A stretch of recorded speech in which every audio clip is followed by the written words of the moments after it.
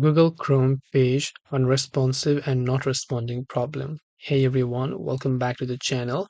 In this video, we're going to learn how we can solve if your Google Chrome page is unresponsive and not responding. So make sure to watch the video till the end. So if your Google Chrome page is unresponsive and maybe it's not responding for some kind of reason, it most likely could be a couple of reasons. Maybe you're running too many tabs at the same time. Now, usually when it's not responding, the best thing to do is to force close it. Now, to force close it, from the bottom, you'll find this little Google Chrome icon, and from here you can tap on this cross icon to force close it. Or if that is not working, then another way to force close it is to simply open up Task Manager. Right click on an empty space and go to Task Manager. Then from there, you simply want to go to this option under processes that says Chrome.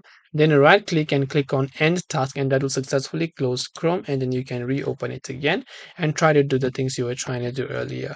So I hope the video helped you. If you have any questions, feel free to leave them down. Thank you for watching and see you in the next video.